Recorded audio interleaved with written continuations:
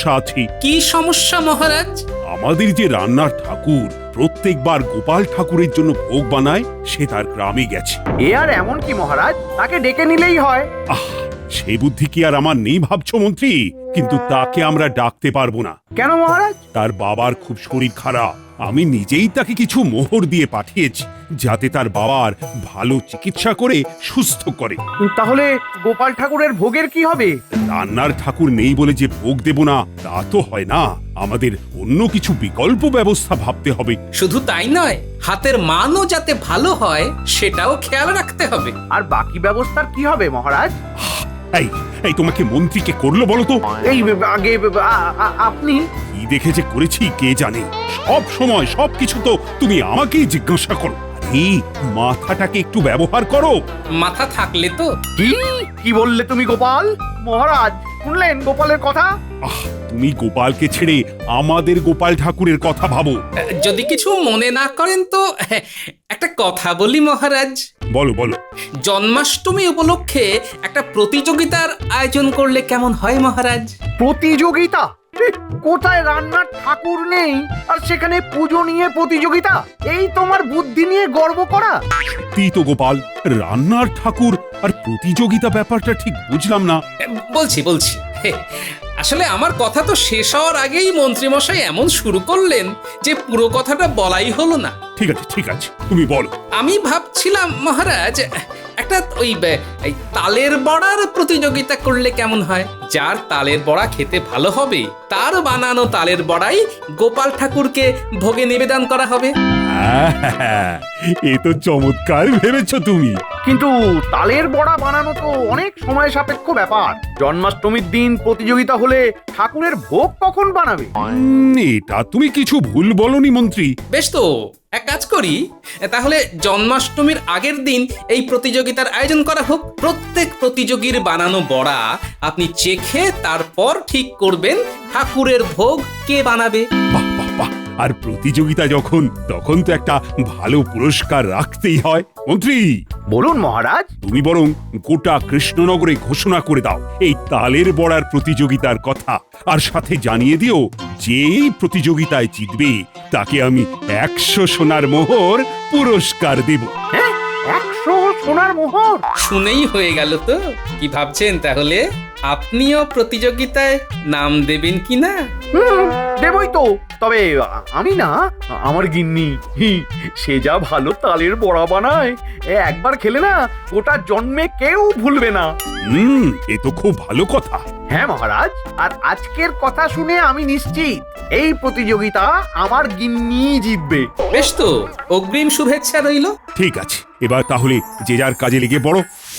শোনো শোনো শোনো, জন্মাষ্টমীর আগের দিন রাজ্যে তালের বড়া বানানোর প্রতিযোগিতা হবে। সকলে সে প্রতিযোগিতায় অংশগ্রহণ করতে পারবে। বলে কি তালের বড়ার প্রতিযোগিতা? যে প্রতিযোগিতায় জিতবে তার হাতের বানানো তালের বড়া গোপাল ঠাকুরের ভোগ হিসেবে নিবেদন করা হবে। এর সাথে পুরস্কার হিসেবে থাকবে 100 স্বর্ণমোহর। দারুণ ব্যাপার তো। মনে হচ্ছে এবারে জন্মাষ্টমী একেবারে জমে ক্ষীর হয়ে যাবে। যা বলেছিস, চল চল তাড়াতাড়ি চল, সবাইকে খবরটা জানিয়ে দি।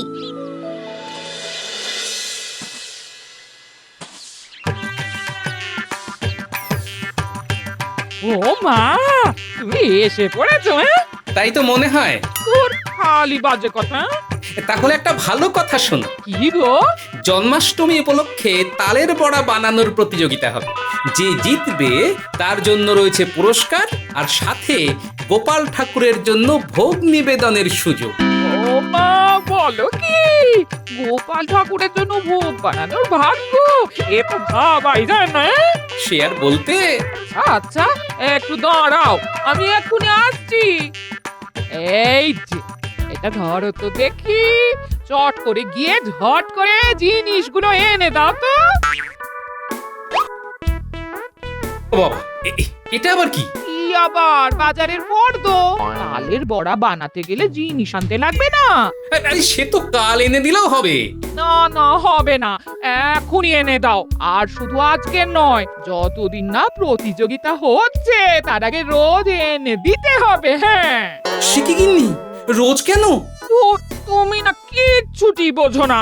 রোজ যদি আমি তালের বড়া বানানোর অনুশীলন না করি, তাহলে প্রতিযোগিতার দিন ভালো বানাবো কি করে? হ্যাঁ? আচ্ছা, বুঝলাম। এই নাও, কে বলো তো কেমন হয়েছে? ওমা, তুমি আবার এখন কালোজাম মিষ্টি বানালে নাকি? এসব পরে বানাতে না হয়, আগে তো তালের বড়ার প্রতিযোগিতা আছে নাকি? এটা তালের বড়াই। হ্যাঁ, এই কালো কালো গুলো তালের বড়া। আরে বাবা, রং দিয়ে কি যায় আসে? কে বলো কেমন? আচ্ছা, খাচ্ছি। কেমন বড়া বানিয়েছো গিন্নি? এ তো খাওয়ার জন্য নয়, মাথা ফাটানোর জন্য যথাযথ। ও, এত গরমে হাত পুড়িয়ে আমি বড়া বানালাম, আর তুমি এইভাবে আমাকে অপমান করছো। অপমান নয়, যেটা ঘটনা সেটাই বললাম। তুমি তো জানো এসব বানাতে আমার একদম ভালো লাগে না, তবু তোমার জন্য বানিয়েছিলাম। যাও যাও, আমি আর কিচ্ছু কিচ্ছু বানাবো না, যাও। আহা, আরে রাগ করছো কেন? ওরম বললে তো হবে না। তালের বড়ার প্রতিযোগিতার জন্য মহারাজ কত বড় পুরস্কার রেখেছে জানো? পুরস্কার? হ্যাঁ, 100 স্বর্ণমোহর। তাই নাকি? আর এছাড়াও আমি রাজসভায় সবাইকে বলে দিয়েছি যে তুমি খুব ভালো তালের বড়া বানাতে পারো। এই প্রতিযোগিতা তুমিই জিতবে। এ বাবা, তাহলে কি হবে? এ, তুমি তুমি চিন্তা করো না, আমি কিছু একটা উপায় বার করছি। বলুন মন্ত্রীমশাই, আপনি ডেকেছিলেন? হ্যাঁ, পুপ্পাড়া গাঁয়ে রান্নার যে বামুন ঠাকুর আছে তাকে গিয়ে খবর দে আমার সাথে দেখা করার জন্য, ঠিক আছে? আচ্ছা, আমরা এক্ষুনি গিয়ে বলে আসছি। যুদ্ধে জেতার জন্য শত্রুদেরও খবর রাখতে হয়। আমিও সবার বাড়ি বাড়ি গিয়ে দেখি বরং কার তালের বড়ার কি হাল। আর কটা দিই তোদের? হ্যাঁ?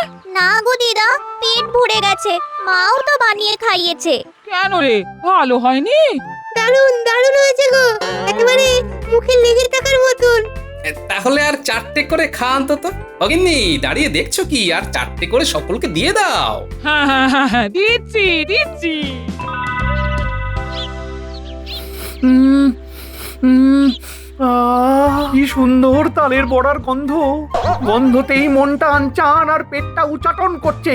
কিন্তু আহা, কোথা থেকে আসছে এই গন্ধ? আরে, গন্ধটা তো গোপালের ঘর থেকেই আসছে বলে মনে হচ্ছে। নিশ্চয়ই গোপালের গিন্নিও তালের বড়া বানিয়েছে। একটু গিয়ে উকি মেরে আসি। গোপাল দাদু, মনে হচ্ছে দরজার বাইরে কেউ হাড়ি পেতে আছে। হ্যাঁ, ঠিকই তো, কেউ দাঁড়িয়ে আছে বলে মনে হচ্ছে। দাঁড়া, দেখাচ্ছি। আরে আরে, মন্ত্রী মশাই, চমকাচ্ছেন কেন? চমকাবো কেন? আমি তো মন্ত্রী। না, সেটা নিয়ে তো কোনো সন্দেহ নেই, কিন্তু মন্ত্রী হয়ে আমার ঘরে এমন উঁকি দেওয়া কি শোভা পায় বলুন? উকি? আমি আমি উকি দিচ্ছি? মোটেই না। তাহলে আপনি এখানে কি করছিলেন? আমি তো জন্মাষ্টমী উৎসবের আয়োজন কত দূর সেটা দেখার জন্য সবার বাড়ি বাড়ি যাচ্ছিলাম। ও আচ্ছা, তাহলে এসেই যখন পড়েছেন, ঘরের ভিতরেই আসুন, ওই গিন্নির হাতের তালের বড়া খেয়ে যান। ও মা, মন্ত্রী মশাই, আসুন আসুন আসুন। গিন্নি, মন্ত্রী মশাইকে খান কত তালের বড়া দাও দেখি। হ্যাঁ হ্যাঁ, আমি এক্ষুনি আনছি। হ্যাঁ,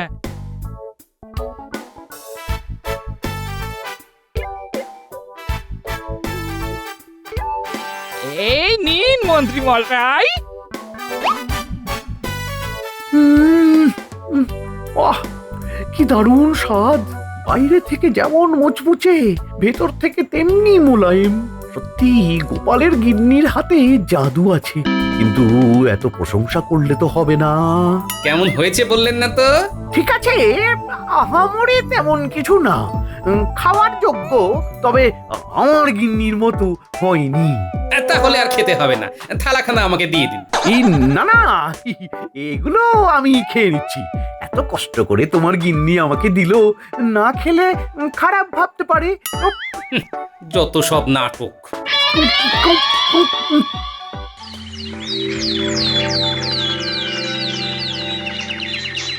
শোনো, তাহলে ওই কথাই রইলো, প্রতিযোগিতার দিন ভোর ভোর এসে তুমি তালের বড়া বানিয়ে দিও, কেমন? আর তারপর জিতলে জন্মাষ্টমীর দিনও তোমাকে আসতে হবে। সেসব তো বুঝলাম, কিন্তু আমার পাওনাটা? সব দেবো, সব দেবো। আরে আমি কি আর কোথাও পালিয়ে যাচ্ছি নাকি? তা নয়, কিন্তু অনেক দিন তো হলো, আগের বকেয়াটা আর তার সাথে এবারের কাজের মূল্য সব একসাথে দেবেন তো? হ্যাঁ দেবো। এখন তুমি যাও, হ্যাঁ, আর আগে যেটা বললাম সেটা করো। কাজ না হলে একটা টাকাও দেব না। যাক, একটা কাজ মিটলো, এবার আরেকটাও সেরে ফেলি। এই নে, এক থলি নুন। সময় সুযোগ বুঝে গোপালের বাড়ি ঢুকে তালের বড়ার মিশ্রণে এটা মিশিয়ে দিবি। আচ্ছা মন্ত্রী মশাই। দেখিস যেন কেউ জানতে না পারে। আচ্ছা মন্ত্রী মশাই।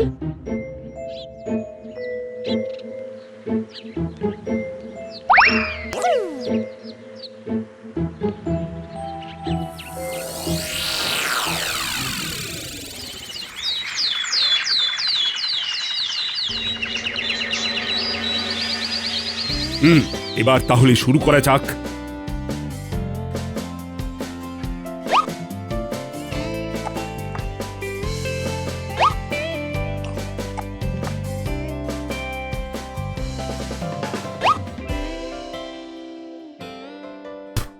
এই তো বটা ঘটা ঠিক কাজ করে দিয়েছে। কি হয়েছে মহারাজ? কিছু মনে করো না গোপাল, তোমার গিন্নি কিন্তু তালের বড়াতে পুরো নুনে পুড়িয়ে দিয়েছে। এ তো গোপাল ঠাকুরকে কোনোভাবেই দেওয়া যেতে পারে না। নুনে পোড়া? এ কি করে সম্ভব? না না, হতেই পারে না। গিন্নি এত বড় ভুল করতেই পারেন না। পারে না বললেই হলো, ভুল করেছে তো। হয়তো চিনির বদলে নুন মিশিয়ে দিয়েছে। কি আর করা যাবে মহারাজ? আপনি আমার গিন্নির হাতের বানানো বড়া একবার খেয়ে দেখুন। আহা, কি স্বাদ! অসাধারণ, অসাধারণ। আর কোনো কথা নেই, তোমার গিন্নি জন্মাষ্টমীতে গোপাল ঠাকুরের জন্য ভোগ বানাবে। হে, আর পুরস্কারটা? ওটা জন্মাষ্টমীর দিন আমি সকলের সামনে দেব। কি গোপাল, আমি বলেছিলাম না আমার গিন্নির মতো তালের বড়া কেউ বানাতে পারে না। হ্যাঁ, তা তো দেখছি। যতই যাই হোক, তবু যেন ব্যাপারখানে একটু গোলমেলে লাগছে। মন্ত্রী মশাই, মন্ত্রী মশাই বাড়ি আছেন নাকি? এই তো ভালো সময় এসেছো।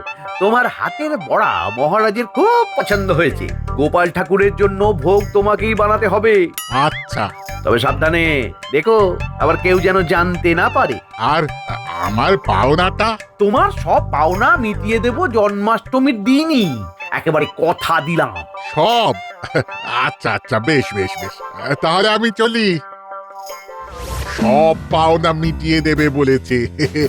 খুব তাড়াতাড়ি আমার কাছে অনেক স্বর্ণ মোহর এসে যাবে। আমাকে আর পায় কে? আমি অনেক ধনী হয়ে যাব। আরে এটা কি? কৃষ্ণনগরের তো নয়, তবে আগে দেখেছি বলে মনে হচ্ছে। মনে পড়েছে, পুপাড়ার রান্নার ঠাকুর দুই একবার মন্ত্রীর বাড়িতে রান্নার কাজে এসেছিল। ব্যাপারটা দেখতে হচ্ছে তো। কি মজা, কি আনন্দ! আর কিছুদিনের মধ্যেই তো আমি ধনী হয়ে যাচ্ছি। আমি আর হেঁটে কোথাও যাব না। আমি আমি আমি বড় লোকদের মতো গাড়ি চড়েই কাজে যাব।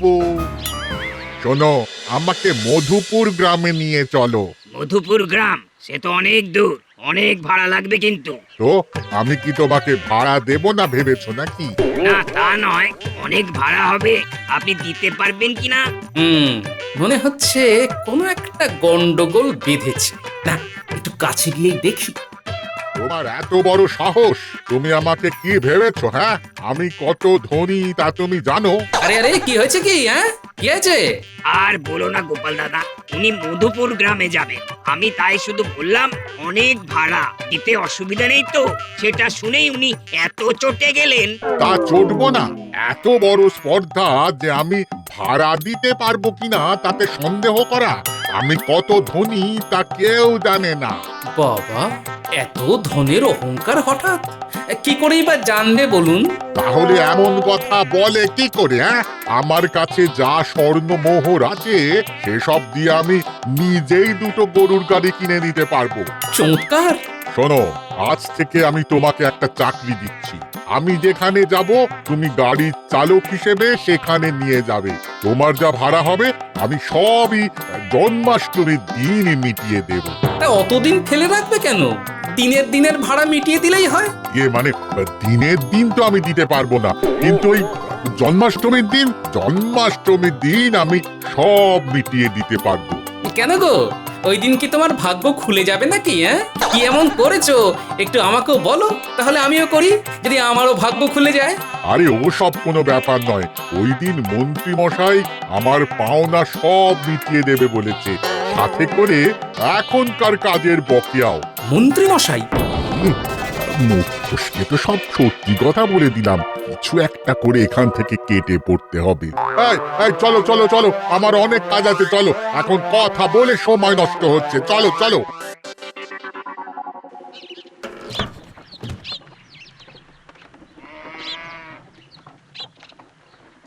আমি কি যেটা ভাবছি সেটাই সত্যি?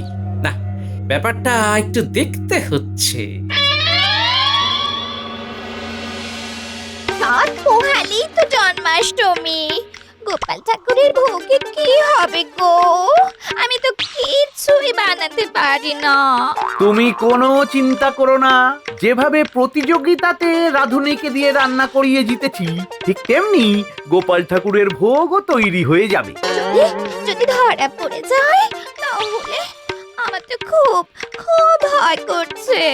আস্তে গিন্নি, দেওয়ালেরও কান আছে, কিচ্ছু ধরা পড়বে না। আমি সব ব্যবস্থা করে রেখেছি। ভোরবেলায় রান্নার ঠাকুর চলে আসবে, বাড়ি থেকেই সব ভোগ রান্না করে তারপর রাজপ্রাসাদে চলে যাব। তাহলে তো ভালোই। শোনো, গোপালকে হারানোর জন্য অনেক কষ্ট করেছি। বটা ঘটাকে দিয়ে ওর গিন্নির তালের বড়া নষ্ট করিয়েছি, তাই এত সহজে হার মানলে চলবে না। আচ্ছা, তাহলে এই ব্যাপার। হ্যাঁ, দেখাচ্ছি মজা। মহারাজ, আপনার কাছে একটা অনুরোধ নিয়ে এসেছি। বলো গোপাল, বলো। গোপাল ঠাকুরের ভোগ প্রাসাদেই বানাতে বলুন মহারাজ। কারণ মন্ত্রীর বাড়ি থেকে বানিয়ে আনলে জানেনই তো পথে কত ধুলোবালি নোংরা থাকে। যতই হোক ঠাকুরের ভোগ বলে কথা, এখানে বানালে একেবারে নির্বিঘ্নে পরিপাটি করে করতে পারবে মহারাজ। এটা তো ভেবে দেখিনি। এ তুমি খুব ভালো বলেছো গোপাল, আমি এখনই মন্ত্রীকে ডেকে বলছি।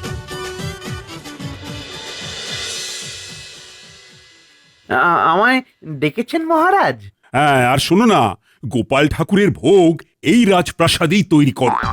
ইয়ে মানে হঠাৎ? পথে ঘাটে কত বিষ্ঠা নোংরা থাকে, এখানে তৈরি করলে পরিষ্কার পরিচ্ছন্নতা বজায় থাকবে। তাই তোমার গিন্নিকে বলো আজ সন্ধেবেলা থেকে এখানে চলে আসতে। যা যা লাগবে সব জোগাড় করে কাল সকালে এখানেই করবে। আচ্ছা।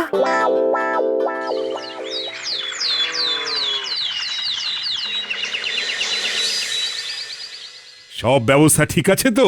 হ্যাঁ, একদম। বাহ বাহ বাহ, তাহলে বানানো শুরু করো। এই তো মন্ত্রী মশাই, আমি কখন থেকে আপনার বাড়ির সামনে দাঁড়িয়ে। চলুন চলুন, তালের বড়া কি এখানেই বানাবো? এই রে, মাটি করেছে তালের বড়া? কি বলছো? কে তুমি? আপনি আমাকে চিনতে পারছেন না? হ্যাঁ, আমি আপনার তালের বড়া বানিয়ে দিলাম। আজকেও তো বানানোর কথা। শুধু তাই নয়, আমার সব পাওনা মেটানোর কথা। এটা কি পাওনা তালের বড়া? এসব কি বলছে মন্ত্রী? আমি তালের বড়া বানাতে পারি না। আপনাকে আমরা মিথ্যে বলেছি। মানে মন্ত্রী মহারাজ, গিন্নি সত্যি বলেছে। আগের দিনের বড়াগুলো এই রাঁধুনি বানিয়ে দিয়েছিল। ভালো বড়া আসলে গোপালের গিন্নি বানাতে পারে, কিন্তু ওদের জিততে দেব না বলে আমি ওদের বড়াতে নুন মিশিয়ে দিয়েছিলাম। তোমার আজ হচ্ছে, কিন্তু তার আগে গোপাল, তুমি এক্ষুনি তোমার গিন্নিকে ডেকে আনো ভোগ বানানোর জন্য। যথা আজ্ঞা মহারাজ। আজকে অনুষ্ঠানে যত বাসন হবে সব তুমি মাজবে। হ্যাঁ, আজ সব কর্মচারীদের ছুটি।